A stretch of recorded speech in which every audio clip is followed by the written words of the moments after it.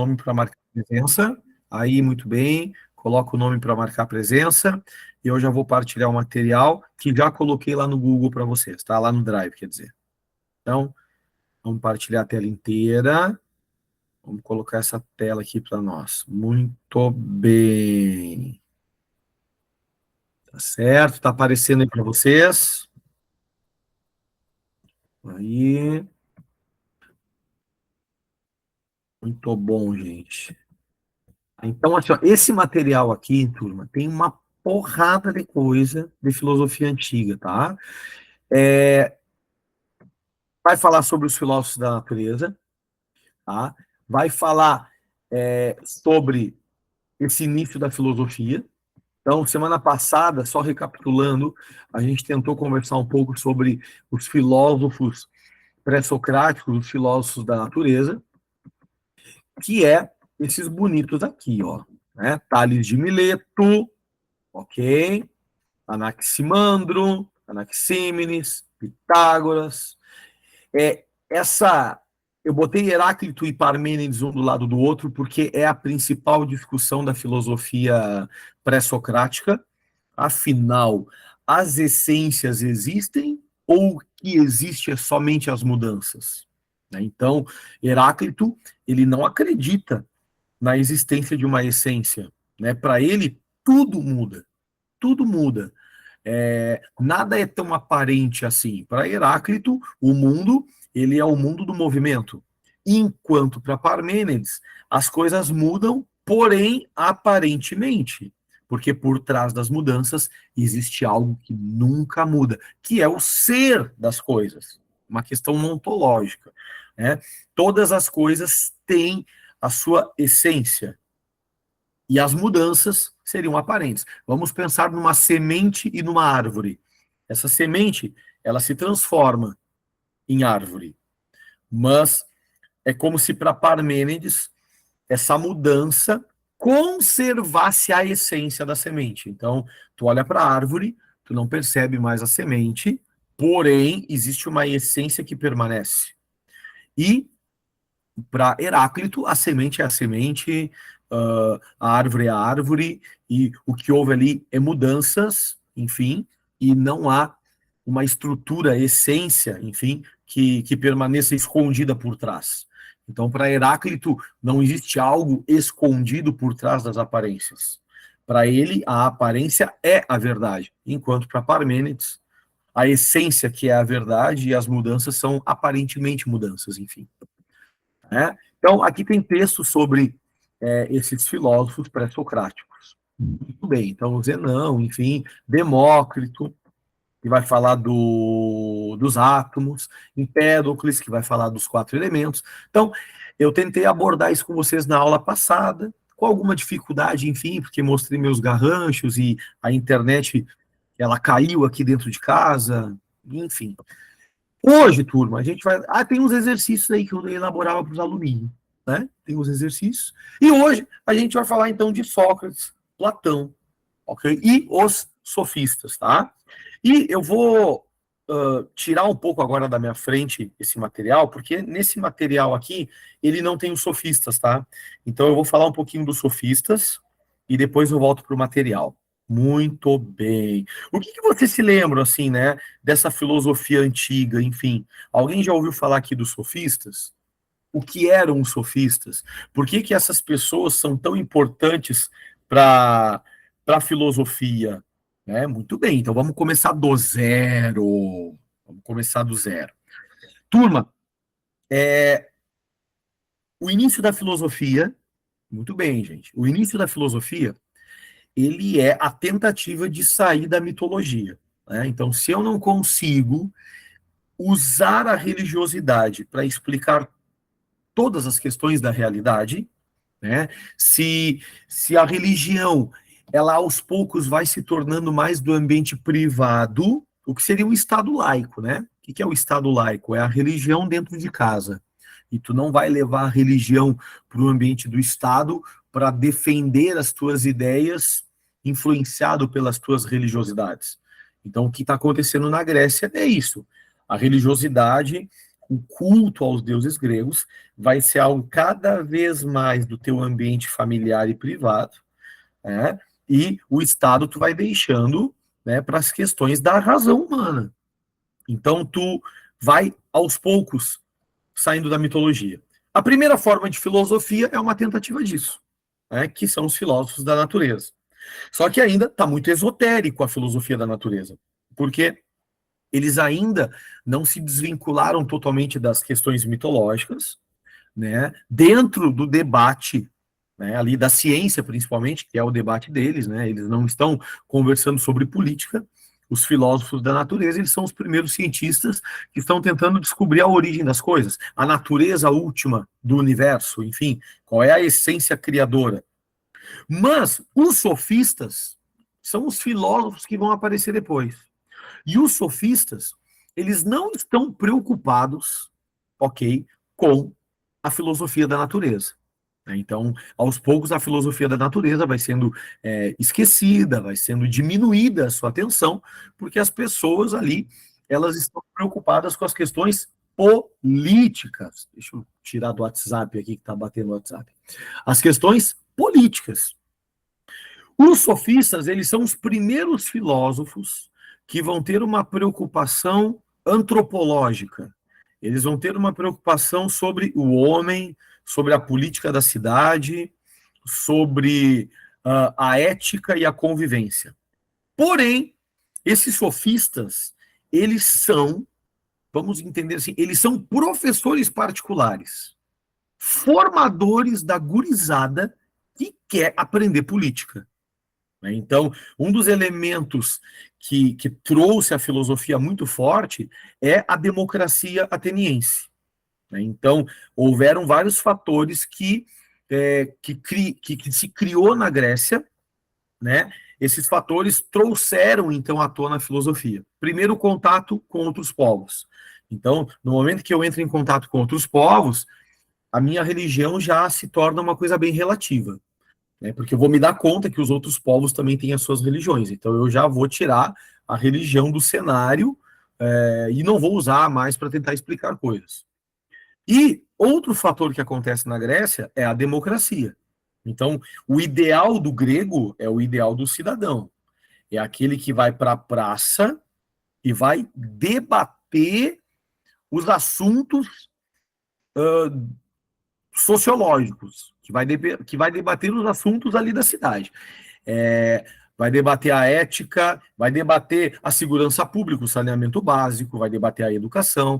Então, esse espaço que se criou na Grécia, chamada cidade-estado, promoveu, ok, a filosofia. Em que sentido? Aquelas pessoas vão começar a debater sobre os assuntos e eles vão começar a desenvolver uma nova linguagem, e a partir dessa linguagem começa a se desenvolver a filosofia. E onde é que entram os sofistas, né? Os sofistas, eles são os professores dessa gurizada política aí, né? Então, os sofistas, quem são? Eles são professores que estão ensinando essa gurizada a falar na praça. Quem é a gurizada? Aqueles que tinham formação aristocrática, aqueles que tinham família política, e essa gurizada, ela vai ter que agora ir para a Ágora de Atenas, vai ter que ir para a praça, só que vai ter que aprender a falar na praça. Então vamos pensar que a gurizada está entrando na Ágora de Atenas, vai debater, é o cidadão, só que eu preciso falar bem. E o sofista vai ser o professor de retórica, essa é a palavrinha, né? Vai ser o professor desse grupo de alunos. Então, o sofista é um professor de retórica. O que é retórica? A arte do falar bem. A cidade-estado é aquela cidade que o cidadão governa, né? E o cidadão vai ser aquele que vai para a praça, vai dar um beijo na esposa de manhã, vai dizer para o seu escravo ou o estrangeiro que trabalha para ele o que ele tem que fazer, porque o cidadão ateniense, ele não trabalha. O cidadão é livre. E naquela época o trabalho é visto como até um castigo dos deuses, antigamente. A palavra trabalho, né, gente, vem da palavra tripalium, que é um instrumento agrícola da Idade Média, que era inclusive usada como tortura em algumas situações da Idade Média. Então, o trabalho, desde os tempos antigos, é visto como um castigo. E o cidadão ateniense, metido, enfim, ele vai para a Ágora debater política. E ele vai deixar trabalhando os estrangeiros, escravos e até a sua mulher, porque a mulher, o estrangeiro e o escravo não são cidadãos. Né? Então, é, é a primeira democracia que existe. Não é a melhor, mas é a primeira que aparece dentro da história, né? Então é uma democracia não de todos, é uma democracia de quem é cidadão. E esse cidadão que tem o direito de governar a sua cidade, ele precisa influenciar, ele precisa falar bem. E para ele falar bem, ele vai usar os sofistas, que são os professores de retórica. Ok? Esse professor, ele é itinerante. Esse professor, ele vai dormir na casa dos alunos, os alunos vão pagar um salário para esse professor e esse professor vai ficar na casa do aluno enquanto ensina ele a retórica, que é a habilidade, enfim, de falar, de influenciar. Vamos pensar que retórica é uma habilidade muito importante na vida da política. E muitas vezes, né, daqui a pouco a gente pode, né, não sei a idade de vocês, não sei se vocês já votaram alguma vez na vida, mas muitas vezes esse político, por causa da sua arte da retórica, ele influenciou o povo de tal modo que o povo vai votar nele e daqui a pouco a pessoa ali é, né, um incoerente, um hipócrita, um corrupto. Né? Então, a retórica, ela tem um efeito de influenciar. Ela tem um efeito de encantar as pessoas pelo poder da palavra, só que a pessoa, às vezes, é um picareta. Então, o sofista, ele tinha essa habilidade de ensinar a gurizada ali a falar bem, né? Para eles debaterem e influenciarem na ágora. Só que o sofista, ele briga muito com Sócrates. Né? O sofista, ele briga muito com Sócrates. Platão vai brigar muito com os sofistas, porque tem uma grande diferença, né? Fica quieto, fica quieto. Eu tenho um cachorro aqui que late para qualquer um que passa pelo corredor. O Sócrates e Platão, eles vão brigar muito com os sofistas. Porque o sofista, ele é um cara que não acredita na verdade absoluta. E aí, acho que a primeira coisa que a gente precisa dizer aqui é que o sofista, ele é um cara relativo. Por ele ter muita experiência, de vida, por ele ter contato com vários povos, o sofista, ele não acredita que exista uma verdade absoluta. E a verdade absoluta é uma missão e um objetivo da filosofia antiga. Né? Se a gente for analisar, a palavra filosofia significa amigo da sabedoria. Né? Amigo da sabedoria. E o amigo da sabedoria é aquele que está buscando uma verdade. E para o sofista não tem verdade. Para o sofista, as verdades são relativas e cada um tem a sua construção do que é real, do que é verdadeiro. E para Sócrates e para Platão, existe uma verdade absoluta que eu devo buscar pelo poder da filosofia. Então, a reflexão filosófica, ela me leva a verdades absolutas. E o sofista não tem. Né? Então, quando Sócrates entra na jogada, Sócrates ele está criticando os sofistas. Né? Justamente porque ele não tem um compromisso com a verdade. O sofista, ele é muito importante dentro da filosofia. Só que ele é muito mal falado também, porque Sócrates, ele vai criticar o sofista como aquele cara que só quer vender a arte do falar bem e não está preocupado nenhum, não tem preocupação nenhuma com a verdade e com o bem comum. Vamos imaginar o seguinte aqui, ó.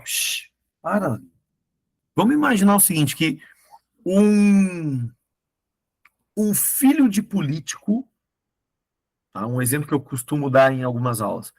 Um filho de político, ele matou alguém. Bom, ele vai para a cadeia, esse cara. Esse cara vai pagar.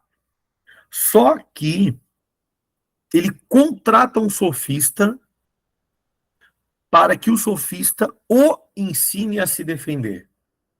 E ele consegue, pela retórica que aprendeu com o sofista, ele consegue se defender de tal maneira que a Ágora ateniense o inocente, no caso, tipo, como é que o torne inocente. E aí ele é assim, ó, ele é perdoado e não paga, não é preso em função disso. Sócrates enlouquece com isso, porque o sofista está vendendo a arte de falar bem para alguém que fez algo errado.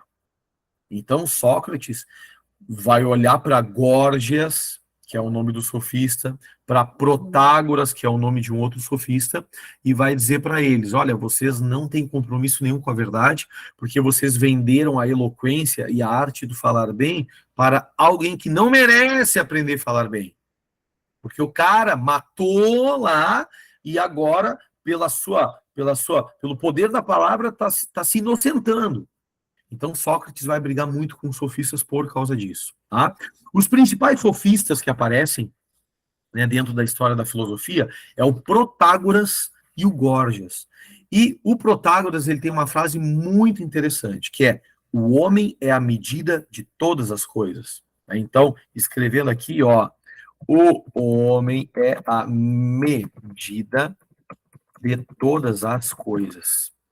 Essa frase, que é uma frase do filósofo Protágoras e do sofista Protágoras, mostra bem como é a filosofia do sofista.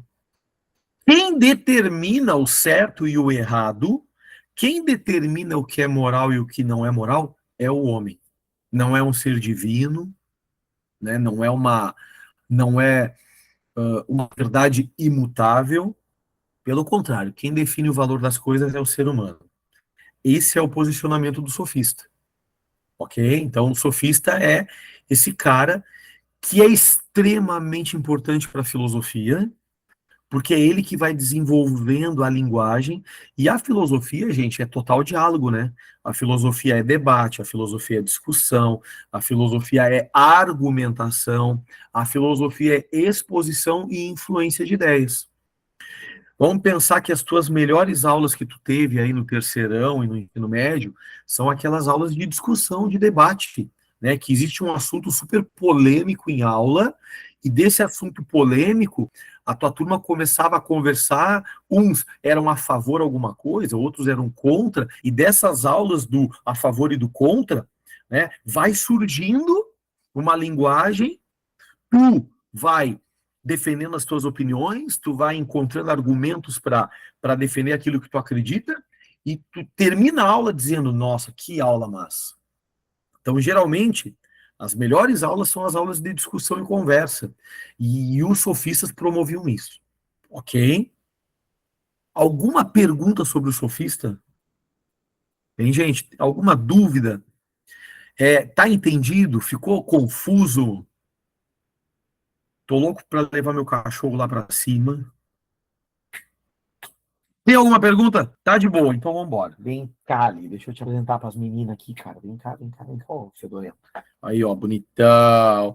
O meu Yorkshire fedido. Tá, para de latir, ô chato. Tá bom, vamos lá então. Sócrates agora. Tá, a partir de agora eu tô quase partilhando meu materialzinho aqui.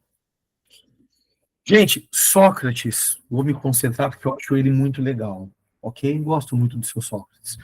Vamos imaginar que Sócrates, ele é, assim como o cristianismo surge com a morte de Jesus, a filosofia surge com a morte de Sócrates. Esse cara, ele é tão importante para a filosofia que ele conseguiu dividir a filosofia ao meio, né? Os pré-socráticos de Sócrates, enfim, né? Sócrates, ele é considerado o pai da filosofia. Ele colocou os assuntos do homem, humanidade, no centro da discussão filosófica. Sócrates não está preocupado com mitologia, Sócrates não está preocupado se o mundo veio do apeiron, da água, do fogo. Sócrates não está preocupado com isso. Sócrates está preocupado com a felicidade humana, com a virtude, com a tua vida em sociedade. É por isso que a gente diz que, além de filósofo, ele é um antropólogo. Ele está antropos, homem, né? Logo, razão. Ele está preocupado com a razão humana. Ele é o pai da filosofia por isso. Ele é o pai da filosofia, gente, também, porque ele construiu um método para filosofar. Quando tu tá no bar, quando tu tá na festa, e surge aquela resenha e aquelas profundas, né? Vamos pensar. O professor gosta muito de... A minha festa é o bar. Então eu vou pro bar, pega um chopp, uma cerveja, fica conversando com as pessoas, aí daqui a pouco entra numas profundas, a gente está conversando sobre filosofias da vida, né? A filosofia de bar, ela é maravilhosa, só que ela não tem método nenhum. A gente está apenas conversando. Ninguém fica, né, pensando, eu vou falar agora, e aí eu vou esperar o colega falar alguma coisa, aí depois eu vou refutar o que ele está falando. A gente fala de modo espontâneo. Sócrates, ele é o pai da filosofia porque ele cria um método para filosofar. E o método para filosofar se chama dialética. A dialética socrática, a dialética platônica e todos os outros filósofos depois que vão falar de dialética, tá? A dialética é, por excelência, o método filosófico de construção de conhecimento, de novas filosofias. Então, Sócrates, ele é pai por isso. Cria método consciente de filosofia para filosofar, ok? E ele vai trazer os assuntos da raça humana, tá? Ele é filho de um escultor, ok? E filho de uma parteira. Alguém aqui já sabia ou se lembrava? Sócrates, o pai de Sócrates é escultor. O cara trabalha com escultura, trabalha com madeira, Tawane já sabia, muito bem. E a mãe era parteira. E na infância de Sócrates, olha que legal, né? O papai Sócrates ia dar uma banda, ia trabalhar, e Sócrates ficava com a mamãe. Só que a mãe, ela era a parteira da comunidade. Então, qualquer mulher que precisava, naquele momento ali, gerar seu filho ou sua filha, quem é que tinha que ajudar? Quem é que tinha que trabalhar? A mãe de Sócrates. E a mãe de Sócrates, então, né, diante de todos os partos que ela fez na vida, Sócrates viu muitos partos. E a palavra grega para parir, para nascimento, é maiêutica, essa palavra. Maiêutica é uma palavrinha que Sócrates vai usar no seu método, que ele criou. E aí Sócrates, ele vai pensar o seguinte: se a minha mãe, dentro do seu método, gera vida, né? Vamos pensar, né? A mãe é parteira e a criança não nasce de qualquer jeito. Então a mãe tinha a técnica e a prática, né, de fazer nascer a criança ali. Então, se minha mãe gera vidas, eu vou gerar ideias. Então, se a minha mãe faz maiêutica com vida, eu vou fazer maiêutica com ideias. E Sócrates, ele vai, dentro do método dele, tem duas palavrinhas extremamente importantes para o método dele, que é a ironia e a maiêutica, né? Já falando disso, vamos falar agora, então. Para Sócrates, lá no Enem, ok? Tu tem que gravar essas duas palavras, ironia e maiêutica, ok? Ironia e maiêutica. Para nós aqui na aula, vamos dividir o método de Sócrates em 4 partes, ok? Em 4 partes. Primeira parte, ok? Exortação. Como assim? É o convite. Tipo assim, ó, Sócrates, gente, ele vai convidar a pessoa para conversar. Sócrates, ele não vai chegar do nada. Ele vai te chamar de canto.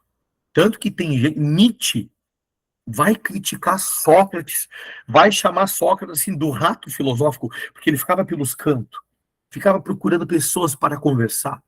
Então Nietzsche, ele vai dizer que Sócrates é a decadência. Então um dia, quando a gente for falar de Nietzsche, a gente fala disso. Mas Sócrates, ele chegava de boa, pegavam para conversar. Então, cara, vamos conversar? Exortação. Só que o método de Sócrates sempre começava com uma pergunta. E aí Sócrates lançava: meu amigo, o que é o belo? Vamos imaginar que Sócrates está na rua, aí tá 2 caras conversando, e aí passa uma grega bem bonitona, ok? E aí os 2 gregos ali se olham e comentam, né? Olha, que grega linda! E Sócrates pega. a conversa no ar, e aí vai chamar um. Cara, vem cá, o que é belo? Como assim? Sim, porque passou a grega ali, tu falou que ela era bonita, então eu estou te perguntando, o que é o belo? Essa é a segunda parte, indagação. Sócrates respeitosamente, vou fazer as aspas depois, respeitosamente, escuta as respostas. Só que Sócrates, no terceiro método não, na terceira parte, ele vai provocar, vai fazer pergunta e vai questionar para ter certeza de uma coisa. Se aquele cara acredita no que está falando. E essa terceira etapa, a gente chama de ironia. Sócrates, ele vai escutar as respostas daquele grego ali falando sobre beleza, sobre belo, enfim, e Sócrates vai começar a questionar ele para tentar colocar aquela pessoa em contradição. O nome disso é ironia. Eu quero ver se tu tem certeza mesmo do que tu defende, né? E ele começa a fazer esses questionamentos para levar, ok, o interlocutor na consciência da sua própria ignorância. Sócrates é meio chato nisso, porque ele vai fazer tanta pergunta para ver se o cara se contradiz, para ver se o cara aceita, de certo modo, que achava que sabia a resposta e está se dando conta de que, não sei, eu achei que eu sabia, mas não sei. E a partir dessa consciência da própria ignorância das suas respostas, Sócrates elabora um novo conhecimento com aquela pessoa. E esse novo conhecimento é a maiêutica. Então, esse método consciente de Sócrates tem essas etapas: a exortação, a indagação, a ironia e a maiêutica. Sócrates, ele vai se tornar filósofo no final da vida, porque Sócrates ele foi soldado, Sócrates ele luta na guerra do Peloponeso, que dura acho que 30 anos, enfim, se mantém vivo. Então Sócrates, lá no final da vida, ele se transforma num filósofo, e ele se transforma da maneira mais inusitada possível, né? Então Sócrates, ele era um cara meio... ele cultuava Apolo, meio devoto, assim, né? A palavra melhor não é devoto, enfim, mas ele era um cara que gostava de Apolo, e Sócrates, ele vai no oráculo de Delfos, que era uma igreja, enfim, né? Que era um centro religioso, que fazia cultos e adorações a Apolo. E quando ele chega no oráculo de Delfos, enfim, que é esse lugar religioso, tinha uma sacerdotisa lá. Olha que massa, né? Aí, ó, as mulheres na vida de Sócrates é muito interessante. A sacerdotisa olha para Sócrates e diz: Sócrates, tu és o homem mais sábio da Grécia, né? E aí Sócrates diz: como assim eu sou o homem mais sábio da Grécia? Logo eu? Sei lá, né? Fui soldado, sou uma pessoa já de idade, como eu sou o cara mais sábio? E aí a Pítia, que é a sacerdotisa, diz para ele: tu és o homem mais sábio da Grécia porque tu sabe que não sabe nada. E aí que vem aquela frase de Sócrates: só sei que nada sei. O que significa? Não tem nada de paradoxo essa frase, né? Só sei que nada sei, mas se eu só sei que nada sei, eu sei alguma coisa? Não tem relação com isso. O só sei que nada sei é uma frase que mostra uma questão de modéstia, uma questão de humildade. Pô, eu tenho consciência de que eu não sei tudo. E Sócrates, ele começa a caminhar pela Grécia para entender o que a sacerdotisa diz, né? Começa a caminhar por Atenas. Será que essa mulher está certa? Será que essa sacerdotisa está certa? E aí ele entra em diálogo com as pessoas. E o que ele vê nesse diálogo? A arrogância das pessoas, as pessoas achando que sabiam tudo, né? Então, Sócrates, ele vai entrar em discussão com muitos sofistas que se achavam, né, ao mesmo tempo relativos, né? Te lembra que eu falei que eles não acreditavam numa verdade? Ao mesmo tempo que eles não acreditavam numa verdade absoluta, muitos eram arrogantes, no sentido de que a verdade para eles é que não havia verdade. E Sócrates vai entrar muito em conflito com os sofistas mais ricos, né? Vai entrar em conflito com essa aristocracia que não queria perder os privilégios, e essa aristocracia condena Sócrates. e vai matar Sócrates. E a condenação dele é beber um veneno, que é a cicuta, que é o nome do veneno. Então, Sócrates, ele não teve escola, nunca montou uma escola filosófica. Sócrates nunca escreveu nada. A gente sabe da vida de Sócrates principalmente pelo seu principal aluno, que é Platão. E esse Platão, que acompanhou a vida de Sócrates mais ou menos por 20 anos, eles cria, enfim, uma escola, né? Platão, já tentando entrar em Platão, tá, gente? Agora que eu me dei conta do tempo, né? Platão, ele vai acompanhar Sócrates. Olha que interessante, tá? Sócrates, soldado, vira filósofo no final da vida, filho de escultor e parteiro. Então, Sócrates não era um cara rico, ok? Então, a mãe trabalhava no parto das mulheres, o pai escultor. Sócrates não era um cara. Sócrates, ele era guerreiro, né? Ele participava. Tem três classes sociais nesse momento da Grécia, tá? A aristocracia, a elite, que se achava filósofa, enfim, né? Os guerreiros e os produtores e produtoras. Então, pessoas que trabalhavam na produção, no campo, enfim, o exército que defendia, enfim, as cidades, e a aristocracia. Sócrates, ele era guerreiro, ele era do exército, enfim. E Platão, seu aluno, ele foi criado numa família de políticos aristocratas, e o destino de Platão era ser um aristocrata. Tentou ser, mas não conseguiu. Mas 20 anos convivendo com Sócrates, ele se torna filósofo. E ao se tornar filósofo, ele começa a ganhar alguns dinheiros como filósofo, compra uma propriedade, enfim, e nessa propriedade futuramente vai montar a Academia de Platão, que é uma escola que dura, gente, mais ou menos uns 700, 800 anos na Grécia.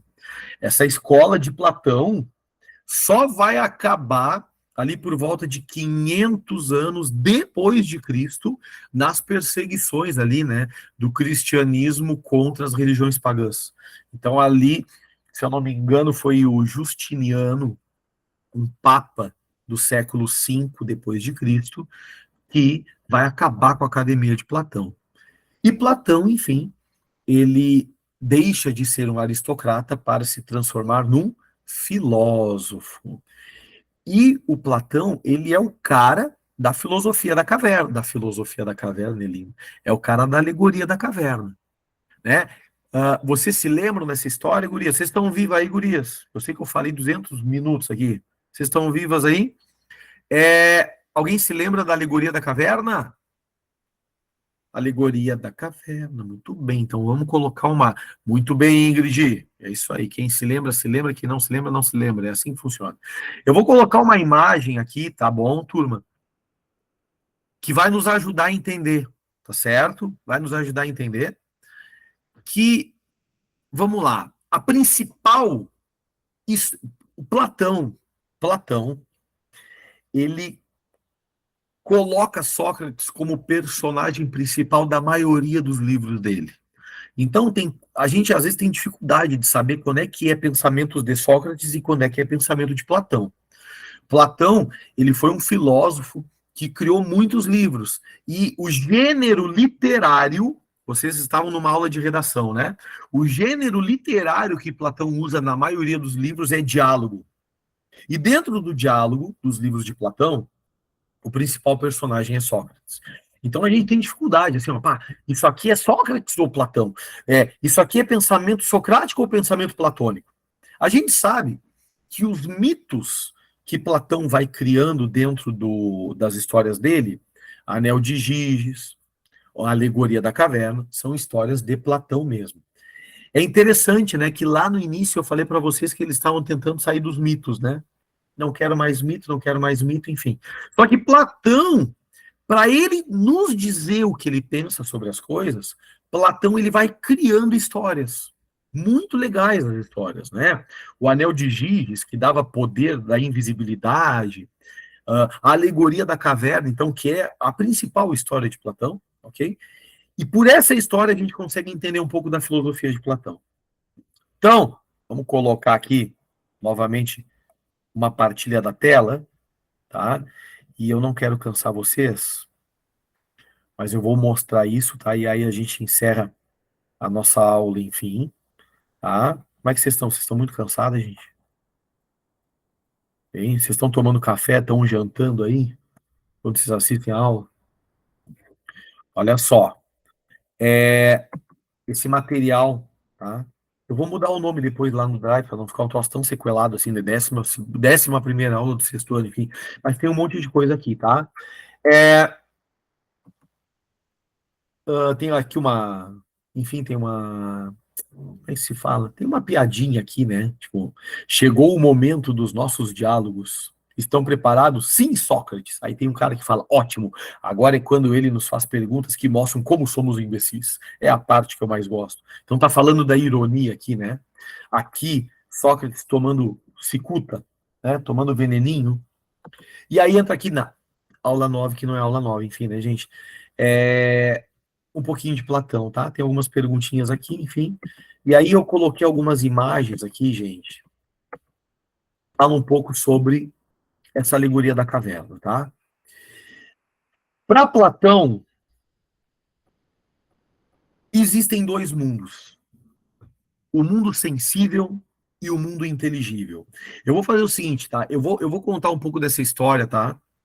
E a próxima aula de filosofia eu vou entrar em Platão as ganha de novo, tá bom, gente? Para não cansar, tá? Porque nós estamos indo quase uma hora de aula, né? É, a gente vai falar um pouco da alegoria aqui. Vamos pegar uma imagem. Aqui, essa imagem é uma das minhas preferidas. Embora não apareça o sol nela. Porque uma imagem perfeita da alegoria da caverna tem que aparecer o sol. Certo, tá? Vamos ver se tem um aqui que aparece o sol. Não aparece o sol.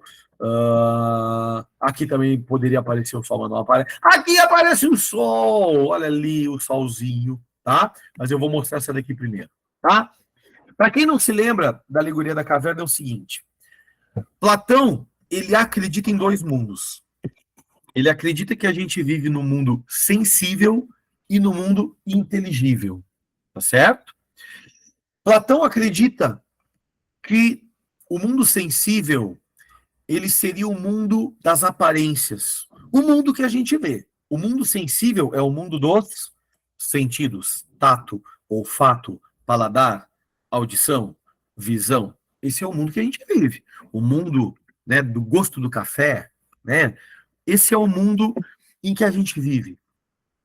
Porém, Platão, por acreditar nas essências, te lembra ali, ó, Parmênides e Heráclito, Platão, ele acredita em Parmênides, mas ele não desconsidera o que Heráclito está falando. Então, para Platão, Parmênides está certo, existe uma essência, existe um ser que nunca muda, mas para Platão, Heráclito também está certo, né? É óbvio, né? A gente vê as mudanças no mundo, né? Seria uma loucura a gente dizer que o mundo não muda, que o mundo não tem transformação. Então, Platão ele vai dizer que existem esses dois mundos: o mundo das essências e o mundo dos sentidos. O mundo dos sentidos ele chama de mundo sensível. E o mundo das essências ele chama de mundo inteligível ou mundo das ideias. Só que Platão ele vai dizer que o mundo das essências é o mundo verdadeiro, que o mundo das ideias é o mundo em que todos nós deveríamos colocar a nossa mente, colocar a nossa cabecinha.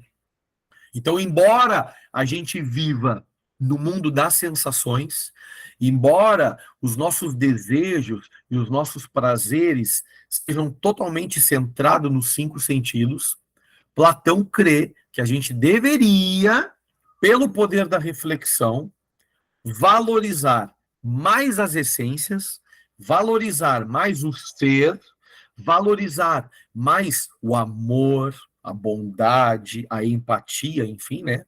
Ideias, o mundo das ideias, do que o mundo sensível. E aí Platão vai criar uma história, né? Que é a alegoria da caverna. E nessa história, ele vai dizer o seguinte aqui rapidinho, tá?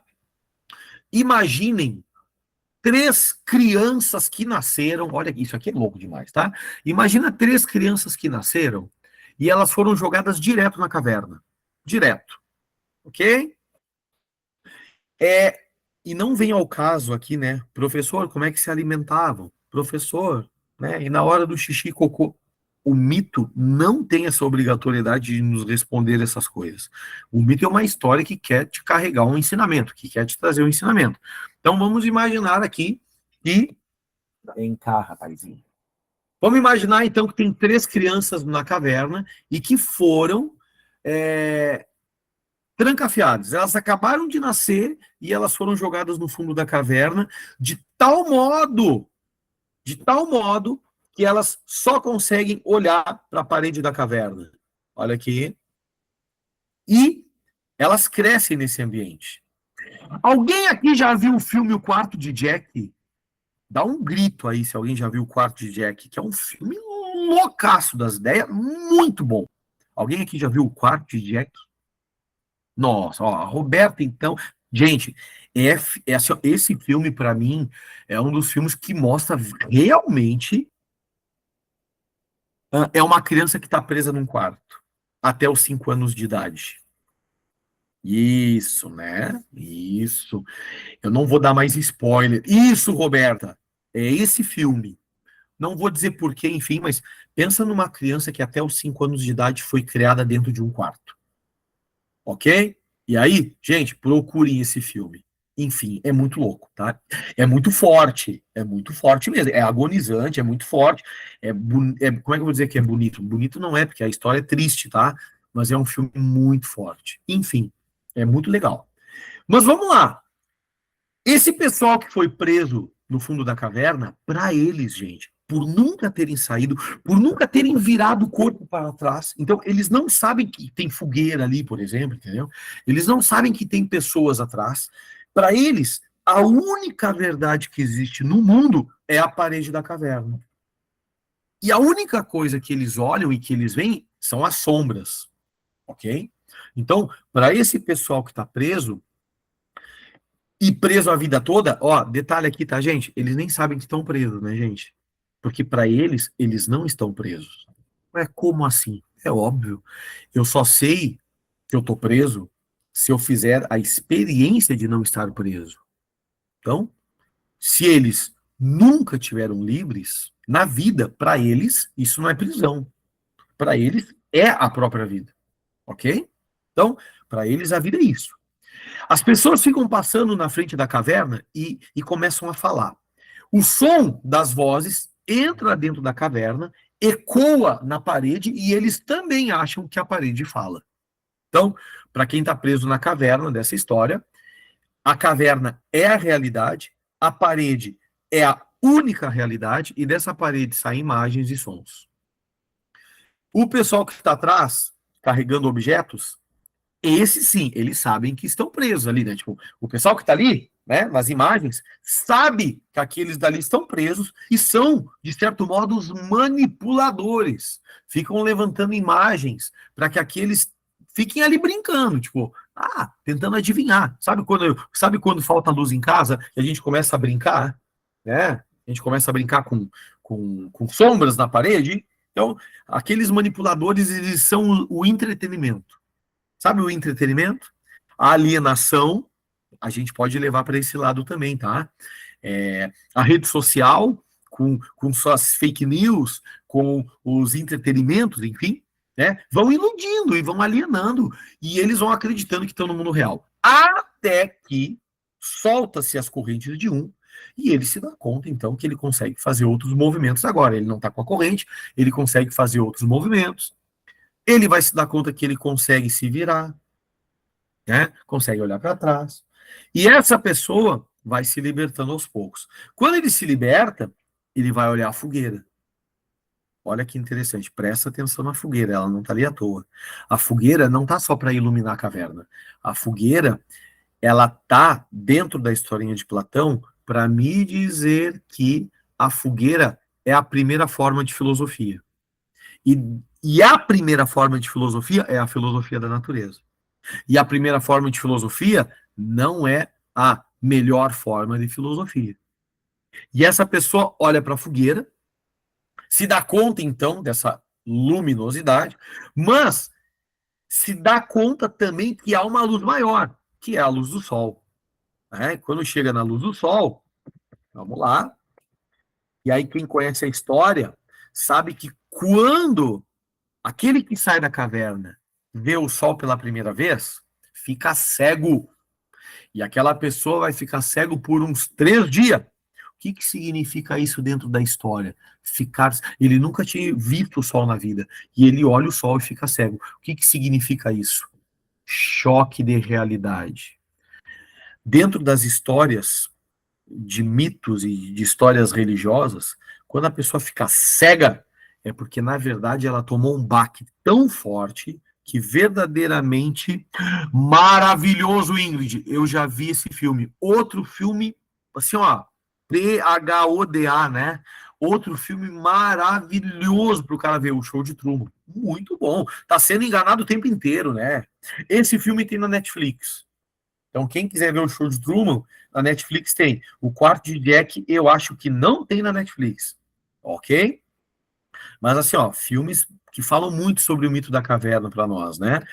E esse cara, enfim, ele sai da caverna, fica cego 3 dias, e quando ele vai recuperando a vista, ele vai se dar conta, então, de que ele viveu a vida inteira na falsidade. Ele achava que era verdade, a caverna, e ele vai se dar conta, então, de que ele estava vivendo uma vida falsa, e aí ele olha para a verdadeira luz, que não é a fogueira, é o sol. E quando ele olha para a verdadeira luz, ele encontra a verdade, e ele está livre, ele está liberto. Qual é o movimento que esse cara livre vai fazer? É o quartinho de Jack até meio. É isso aí. Ele é meio traumático mesmo, né? Com certeza. Enfim, eu não vou falar mais porque eu me conheço. Se eu começar a falar desse filme, eu vou falar, eu vou dar spoiler nas ganhas. Então, né, Roberto, eu prefiro. Mas é isso aí. É isso que tu está dizendo mesmo. Uh, o cara da caverna que é libertado, 9h30 eu encerro, tá, gente? Mil perdões. 9h30 a gente acaba a aula.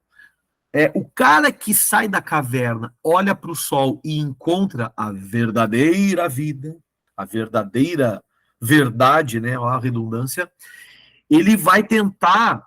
Ele não vai ser egoísta, tipo assim, encontrei a verdade, vou deixar ela comigo. Não, ele vai lá dentro da caverna de novo tentar libertar os amigos. Vai dizer para os amigos, gente, nós estávamos vivendo numa vida de ilusão, nós estávamos vivendo numa vida mentirosa, e eu agora encontrei a verdade.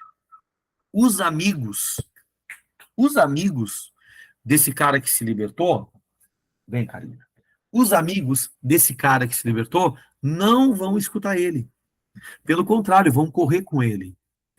E a alegoria da caverna, ela encerra desse modo, tipo, o cara ele volta para tentar, né, mostrar a verdade para os amigos. Os amigos dizem para ele que é ele que tá louco. Cara, é tu que tá louco. Nós estamos na vida real. E o amigo tenta ajudar uma, duas, 3 vezes a libertar os outros dois que ficaram na caverna, porém, com medo da sua própria vida, com medo de perder a vida em nome dessa verdade que agora ele encontrou, porque ele vai incomodar e os amigos não vão deixar, né? Tipo assim, ó, vai-te embora. Tu tá louco e nós estamos vivendo a vida real ainda, ok? Esse cara vai embora. Ele vai embora e vai viver a sua vida. Esse que se libertou, ele se dá conta de que o mundo não é só sensível, de que o mundo não é só aparência e de que o mundo é também o mundo das ideias, o mundo inteligível. Vou dar um exemplo aqui, tá bom? Que daqui a pouco pode nos ajudar. Sabe quando a gente vive realmente. Vou dar um exemplo bem forte aqui. Vamos imaginar uma pessoa que é alcoólatra. Nem sei falar direito essa palavra. Alcoolismo. A pessoa é doente. A pessoa, ela é viciada em álcool, perdeu a família, perdeu a esposa, perdeu o trabalho, enfim, né? A pessoa, ela perdeu tudo por causa do álcool. E ela ainda não acredita que o problema é o álcool, que o problema está mais nela do que na bebida. Vamos pensar que isso ainda é uma mentalidade, muitas vezes, né? Na cabeça de quem é viciado em álcool. Mas aí, essa pessoa começa a criar uma consciência, começa a visitar o AA, Alcoólicos Anônimos, vai deixando de ir no bar, começa a ter uma vida melhor, uma vida mais digna, consegue viver limpo do álcool, porque no caso dele, nem sociável dá. Quem é doente por causa do álcool, não dá para viver, não dá para beber de modo social. Não dá. Né? O alcoólatra não é contra o consumo do álcool, mas ele se dá conta de que para ele não dá, porque o cara, ele tem uma doença, e é a doença que seria o alcoolismo. E ele começa a se dar conta de que, cara, esse mundo sensível, esse paladar, para ele não serve, e ele vai mudando a consciência, mudando, vai aceitando dentro de si que, para ele, isso não serve, só atrapalhou a vida dele, e aí ele consegue se libertar do álcool, ele consegue ter uma nova vida, volta ao trabalho, volta o relacionamento com seus filhos, volta a confiança, daqui a pouco consegue voltar com a esposa, e aí ele consegue ter uma vida serena, mais plena, e volta uma felicidade.